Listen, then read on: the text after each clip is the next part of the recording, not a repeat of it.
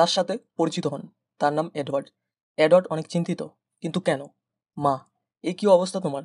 সবসময় মোবাইল নিয়ে পড়ে থাকো। তোমার প্রতিবেশী উইলিয়ামসকে দেখো, ওর 94% মার্ক এসেছে এবং মেডিকেলে চান্স পেয়েছে। আর তুমি এভাবেই থাকবা? বাবা, কপালে হাত দিয়ে কেন বসে আছো? এডমিশনের জন্য প্রিপারেশন নাও। ফেল হয়ে গেলে কি পুরো জীবন এভাবে রুমের মধ্যে বসে থাকবে? এডওয়ার্ড, কি হলো আমার সাথে? সব সময় আমার পিছেই পড়ে থাকে। আচ্ছা, সফল হওয়া কিছু মানুষের জন্য এত সহজ কেন, আর বাকিদের জন্য এত কঠিন কেন? আচ্ছা, পড়াশোনা করা সব লোক কি ধনী হয়? আর যদি এমনই হতো তাহলে টিচাররা কেন ধনী হয় না? ওরা তো সারাদিন পড়ে এবং পড়াতে থাকে। নাকি শুধু পরিশ্রম করলেই সফলতা পায়?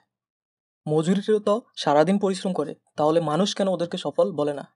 কত কিছুই তো আমরা স্কুল কলেজে শিখি, কিন্তু কিছুই তো কাজে লাগে না। আর এটা অনেক ইম্পর্টেন্ট হওয়া সত্ত্বেও কেউ এই সম্পর্কে পড়ায় না।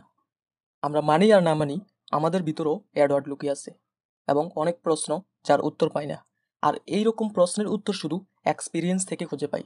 পরিস্থিতির সম্মুখীন হওয়ার পূর্বে এই এক্সপিরিয়েন্স পাওয়ার একটাই পদ্ধতি, আর সেটা হলো কোনো মেন্টর থেকে শেখা যে এই পরিস্থিতির সম্মুখীন হয়েছে, অথবা বুক রিড করা।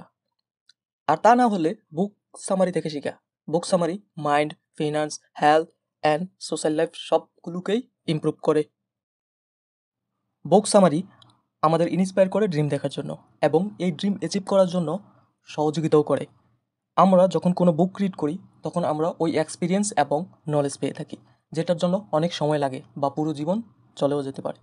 বুকস হচ্ছে টাইম মেশিনের মতো, যা আমরা যে কোনো সময়ে গিয়ে ওই সময়ের কিছু লার্ন করতে পারি। আমরা যখন কোনো বুক রিড করি তখন অলওয়েজ আমাদের মাইন্ডে চলতে থাকে এবং একটা শেপ তৈরি করে, যেটা গ্রোথ অ্যান্ড সাকসেস করতে থাকে। আমাদের মাইন্ড একটা কম্পিউটারের মতো, যেটাতে যেভাবেই প্রোগ্রামিং করব সেভাবেই আউটপুট পাবো। যদি লাইফের সব কিছু পজিটিভ অ্যাটিটিউডের মাধ্যমে প্রোগ্রাম করি, তাহলে লাইফের সব চ্যালেঞ্জ এবং প্রবলেমকে পজিটিভ অ্যাটিটিউডের সাথে ম্যানেজ করবে। বুকস আপনার মাইন্ডকে পজিটিভ অ্যাটিটিউডের সাথে প্রোগ্রাম করবে। আমাদের ব্রেন একটা গাছের মতো, যেটাতে পানি এবং সার না দিলে স্বয়ংসম্পূর্ণ হবে না, ইভেন মরেও যেতে পারে। আর এই পানি এবং সারই হচ্ছে বুকস।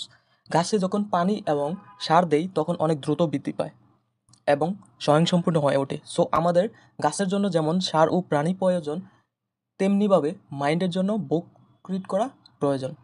আমরা যাদেরকে এডমিয়ার করে থাকি এবং যারা সাকসেস হয়, যেমন বিল গেটস, ওয়ারেন বাফেট এবং অফরা উইনফ্রো, ওরা সবাই রেগুলারলি বুকস রিড করে। এক ইন্টারভিউতে বিল গেটস এবং ওয়ারেন বাফেটকে বলেন, যদি আপনাদের দুনিয়ার সুপার পাওয়ার দেওয়া হয় তাহলে ওইটা কি হবে?